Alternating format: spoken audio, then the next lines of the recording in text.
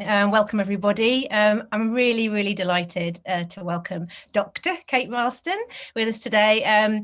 Some of you might know Kate was one of my PhD students, so I'm really super delighted, super biased, and I think she's all round marvellous. So I'm really looking forward. Kate's going to introduce what she's doing. And I'm not going to say much more, but you're in for a treat. If you've already used a Padlet, you'll see what's coming. But Future Girl, ? Exploring contemporary digital girlhood and the digitally networked body through speculative fabrications. So I'm just sharing my bodies behind me of primary school children here as a little nod to Kate's work. But Kate, I'm going to hand over to you, and I know you've got a super session planned, so looking forward to it. That's great. Thank you so much for that introduction, EJ. I'm just going to share my screen.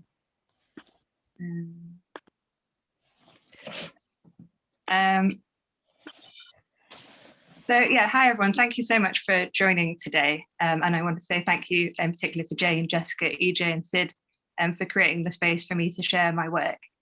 I just passed my Viva last November, so it's exciting to be able to share some of my work with more than 5 people.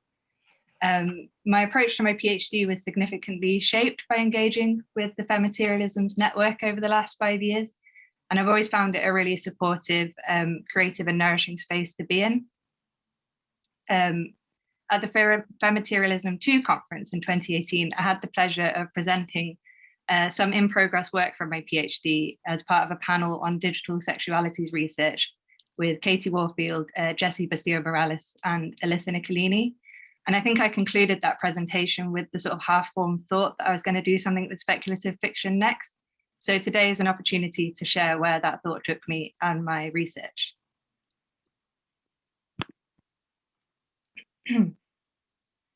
So I'm going to start by giving some background to my PhD and the Fabricating Future Bodies Workshop. And then I'll give you an opportunity to discuss the participants' creations in breakout rooms, before playing a film that brings to life my analysis that I offered in my thesis. And then I'll invite some more sort of discussion and reflection towards the end.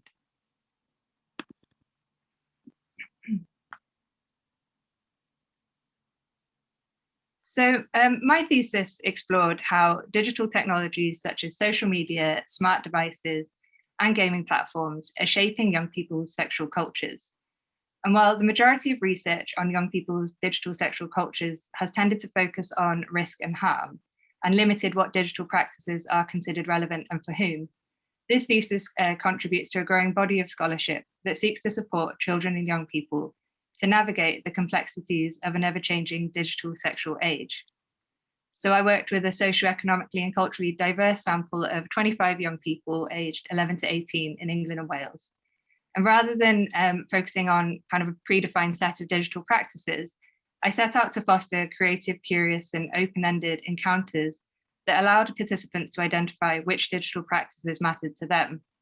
So over a period of 15 months, I employed a range of creative, visual, and arts-based methods in group and individual interviews that explored a flexible set of core issues from the digital body to kind of relationships and so on. So given that the majority of my participants were girls aged 11 to 13 years old, a key thread that ran throughout my findings was related to contemporary digital girlhood. So the title of my presentation is inspired by and builds upon Anita Harris's 2004 work, Future Girl, which explored how girls have been positioned as the primary benefactors of late modern, globalized and de-industrialized societies, and bear the weight of adult anxieties and hopes about the future. Harris argued that this new interest in seeing and hearing from girls and young women was not just celebratory, but also regulatory. And this analysis continues to bear relevance in the increasingly digitally networked lives of girls today, where the visibility offered by digital platforms places competing and contradictory demands upon their bodies. So to date, scholarship has observed how girls and women are regulated by certain feeling rules online that demand a sort of relentless, positive mental attitude and kind of happiness. Amy Shield Dobson demonstrates how girls and young women are invited and sometimes culturally required to participate in self and body exposure online, that gestures towards agency, but at the same time, this sort of visibility is subject to harsh judgment as attention-seeking or self-exploitative. And numerous studies have documented the gendered and sexualized harassment and abuse that girls and young women face online, with social media and gaming platforms found to be sites of unprecedented hostility. Despite this hostility, social media and mobile communication has also been used in powerful ways by girls to foster feminist solidarity and activism that speaks back to intersectional gender inequities.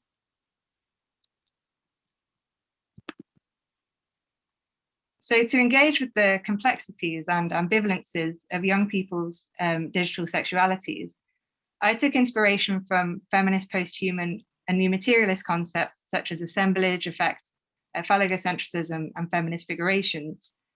So these conceptual tools kind of perform a double function that allow us to critically trace dominant discourses and normative articulations of gender and sexuality, as well as activate different ways of seeing and relating to young people's digital sexual cultures.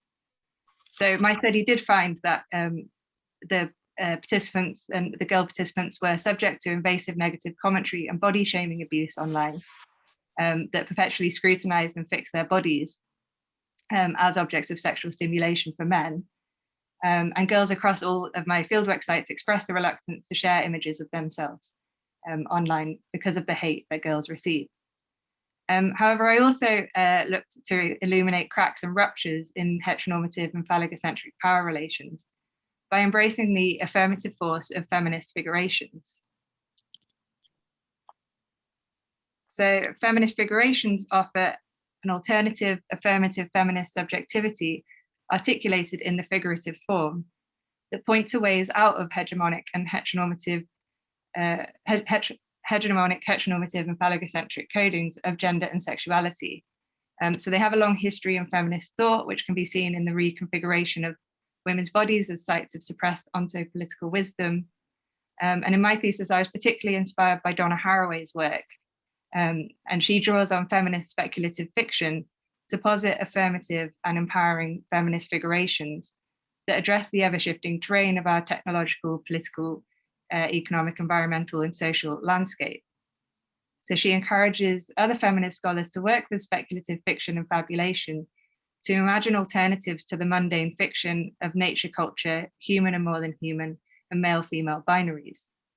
And departing from the focus on female morphology in earlier feminist thought, Haraway famously proposed a cyborg creature, simultaneously animal and machine, as a new figuration for feminist subjectivity in a world that is ambiguously natural and crafted. And this cyborg figure was one of a whole kinship system of feminist figurations in Haraway's work that seeks to address our entanglement with the more than human world. So feminist figurations challenge the separation of reason from imagination by creatively expressing an imagined elsewhere in ways that critique and urge us to rethink the here and now situation. So inspired by Haraway's work, I sought to engage in promiscuous and speculative modes of thinking throughout my research to unsettle the familiar prick tales that thrust young people towards heteronormative future imaginaries.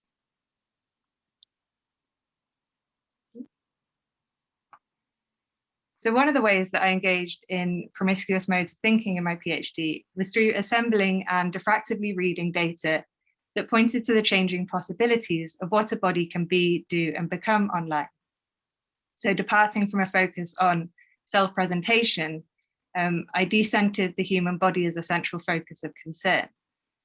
So I considered if and how more than human content, such as food, pets, spot squeezing, and slime videos, displaced the disciplinary phallic male gaze from the female body and evoked different bodily imaginaries for participants. So emerging findings from my fieldwork had highlighted that young people's digital networked bodies were the site of unexpected and unpredictable linkages, and which blurred the boundaries between the human and the more than human, the organic and the simulated, and the masculine and the feminine.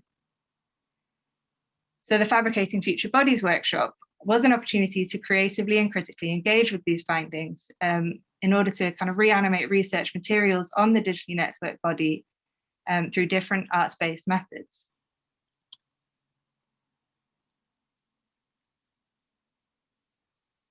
So a number of scholars have talked about this idea of reanimating data as a way of safely and ethically communicating the complexity of children and young people's lives in ways that might affect others.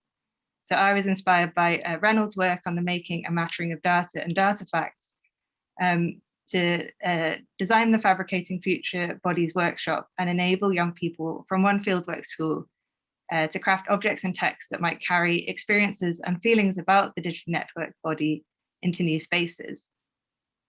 So this 3-hour workshop embraced the generative affective qualities of speculative fiction, cut-up poetry and textiles to reimagine what bodies might be, do and become in the future. And the participants' cut-up texts and fabricating bodies were then shared with the wider school community as part of Safer Internet Day. So Safer Internet Day is a UK-based awareness-raising event that offers schools lesson plans, assembly scripts and posters to promote the safe and responsible use of technology for young people. And while it offers a valuable space for schools to kind of explore digital technology with young people, these interventions have been critiqued for focusing too much on young people's individual rational decision-making regarding safety and responsible use. Much of this work kind of fails to engage with broader sexual and gender norms. And they can also unwittingly reinforce the heteronormative bifurcation of at-risk girls targeted by predatory boys. So delivering the workshop in connection with Safer Internet Day was an opportunity to intervene into these gendered scripts by inviting spontaneity, creativity, and active embodied learning.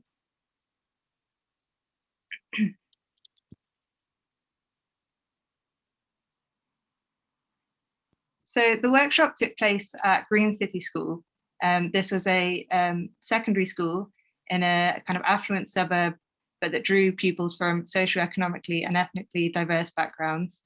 I'd worked in the school for about 6 months over the course of my PhD with 10 young people from year 7 and year 8. And at the end of the school year, the year 7 participants, Safa, Mia, Isabella, Imogen and Chiara, expressed an interest to continue working on the project. So it was agreed that I would return after the summer holidays to co-develop this workshop.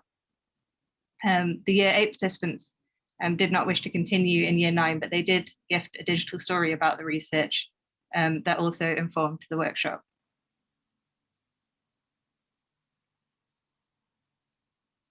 So my observations, although the pastoral team at Green City School took responsibility for recruiting 10 additional participants for the workshop, who were drawn from the new cohort of year 7s and reflected the ethnic and socioeconomic diversity of the school. And in another paper for a forthcoming special issue of Qualitative Research Journal, I explore some of the tensions and challenges of doing co-production and navigating school-based constraints. But my observations here remain focused on Safa, Mia, Isabella, Imogen and Chiara, who all identified as girls and were from a largely middle-class backgrounds. Mia, Isabella, Imogen and Chiara were all white British, while Safa had South Asian and Sikh heritage. Over the course of this of the fieldwork, this group had expressed frustration at the bodily regulation that they experienced at school, specifically through practices of gender segregation. So they'd asserted that it was evil to differentiate between boys and girls' sports, noticing that boys were required to do parkour and girls to do gymnastics. They also thought that boys should be allowed to wear skirts and questioned why girls' clothes always showed off more of their bodies. And the group were very raucous and energetic in expressing their feelings about this. So they punctuated their points by leaping on tables, swinging between chairs, and parading around the classroom chanting "Change the world."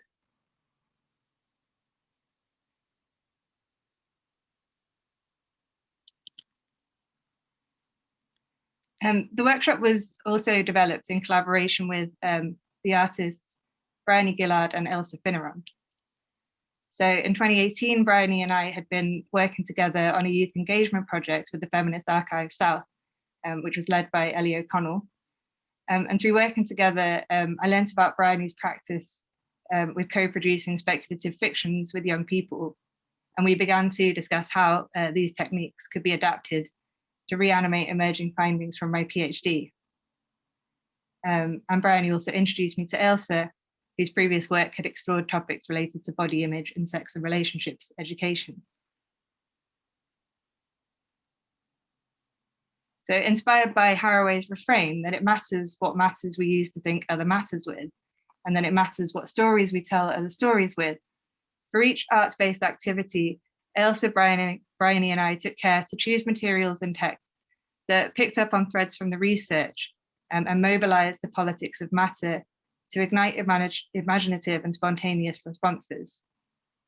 And I explore this in more detail in the next few slides that outline how the workshop unfolded.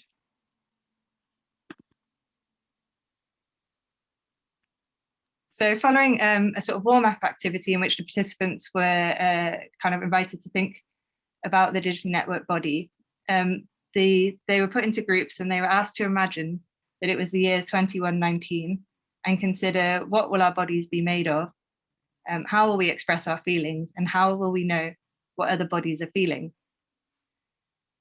Each group was provided with a selection of texts and invited to underline and cut out words or phrases that grabbed their attention to assemble a piece of speculative fiction that responded to one of these questions.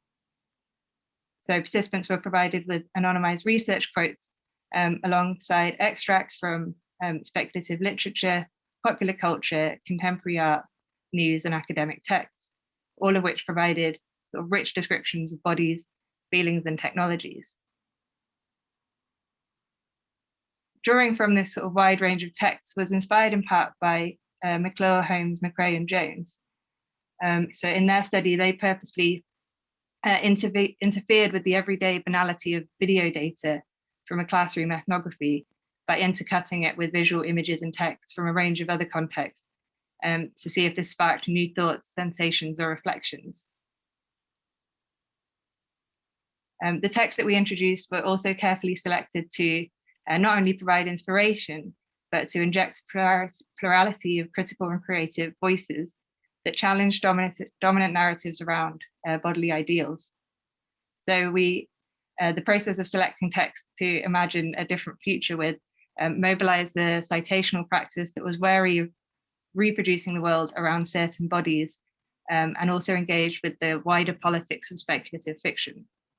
So as Ella Bryans observes, speculative fiction has long shaped popular imaginaries around technology and operated as a site where advances in science and technology are debated, elaborated, and reimagined. And while mainstream speculative fiction has tended to uncritically reinforce the figure of the white male savior and his Western imperialist vision of rational scientific progress, the genre has a long-standing history of challenging normative understandings of sex, gender, sexuality, ability, and race as they intersect with technoscience. So inspired by this tradition, we incorporated quotes from Octavia Butler and Ursula K. Le Guin, as well as contemporary examples of feminist speculative fiction from Nnedi Okorafor and Kelly Barnhill. We included lyrics from Janelle Monáe's Dirty Computer album, which Janelle Monáe's whole discography has been an ongoing dialogue with feminist speculative fiction from the 20th century. And we also included extracts from Donna Haraway's work. So by employing these texts, we sought to harness the ability of the speculative mode to foreground feminist figurations and disrupt habitual ways of knowing in order to consider the multitude of ways that the body is being recomposed in connection with digital technologies. Starting with a range of text prompts also provided an accessible way into the task. And the groups within sort of 25 minutes had all managed to write their own piece of speculative fiction.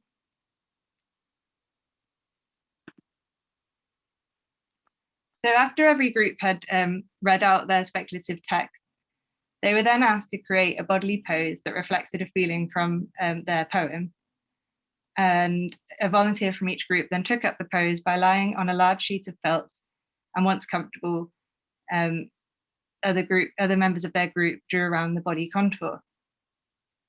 The resulting body shapes depicted sort of power poses, exuberance and movement, as well as vulnerability, protectiveness and tension. At this point, the workshop participants took a mid-morning break, during which Bryony and Ailsa cut out the felt body contours, and I prepared the room with materials for them to embellish their fabricated future bodies.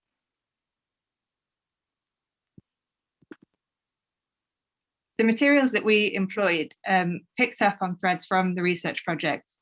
For example, we included faux animal furs that connected to discussions of digital pet cultures, and shimmering fish scale fabric that linked to various talk about the ocean and sea creatures and mermaids, and metallic studs that were akin to those worn by a participant's favorite video game character. So these fabrics offered different materials to think with, which we hoped might engage the participants' imaginations. So returning from the break to a room full of colourful tactile textiles was immediately met with participants draping, swooshing and cloaking the fabrics over themselves, creating new intimacies between their bodies and the materials that would form their future body visions. So after they'd selected materials that they wanted to work with, each group set out on the tactile and hands-on process of cutting and sticking fabrics, squeezing paints into swirls across bodies, and pressing fabric pens into felt.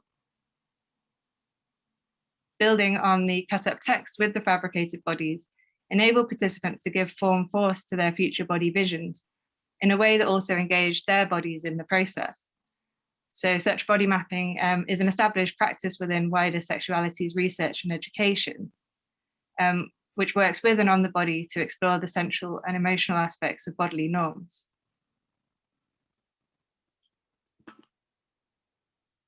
Employing textile arts also work to tap into the material history of early computer science, with the first analytical engines inspired by the intricate jacquard loom that automated the process of weaving textiles. So in the 90s, cyber feminist scholar Sadie Plant drew on the entwined history of modern computing and women's weaving work to complicate taken for granted assumptions about the gendered history of computing. And more recently, artist Ari Lee reactivated the connections between weaving and computing through exploring the interrelationship between technology, craft, and women's labor. So the image on the bottom right is a woven graph by Lee that she produced to visualize the rise and fall in computer science degrees earned by women between the 60s and 2010. Working with textiles also invited a more tactile, close-up way of engaging with the topic of the digitally networked body than offered in kind of online safeguarding programs that tend to maintain a sort of strict distinction between the subject and the image.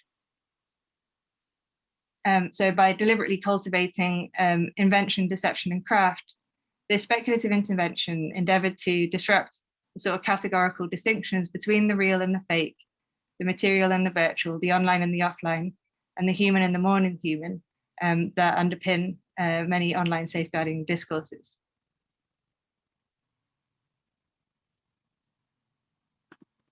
So the results of the workshop were really fascinating. And I know that some of you have had an opportunity to have a look at the poem and the fabricated future girl figure. But I wanted to give you an opportunity to discuss this further in breakout rooms and think about what these, the figure and the poem kind of spark for you. And also, I know some people have contributed some cut up poems of themselves. So a great opportunity to discuss those too. And then I will share the analysis that I offered in my thesis. So I think EJ is setting up some breakout.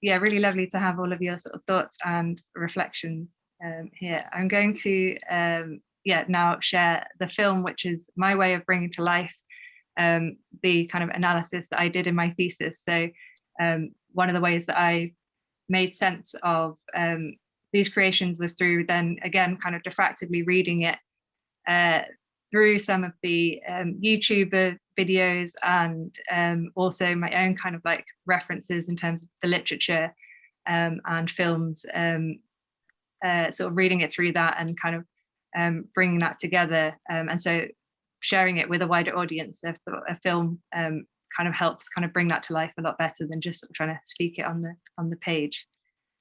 So I will just share this screen. It's about sort of 14 minutes long, and I hope that the sound works.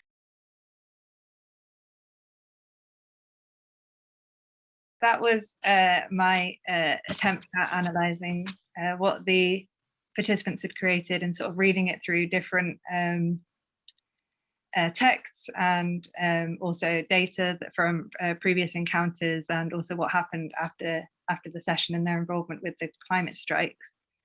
I wanted to invite you to go back into breakout rooms and discuss, share your thoughts and feelings about the film, and also if you wanted to, I know some have already created cut up texts, but if you would like to have a go at doing one collectively, I've also created some resources for that, maybe collectively kind of crafting a response to the film and to some of the reflections. I'll just share these links in. I've got a forthcoming article in the Qualitative Research Journal that talks about the workshop and the politics of co-production and conceptualizing co-production. And I'm also hoping to further kind of model and test this workshop with teachers and practitioners to see how it works in practice, and if it has inspires them, and yeah, just kind of working on different projects and ideas to continue kind of creatively reimagining digital sexualities research through speculative fiction and material arts-based practices. But yeah, thank you so much for joining today. It's been really nice to share that work and kind of hear from all of you about how you found it.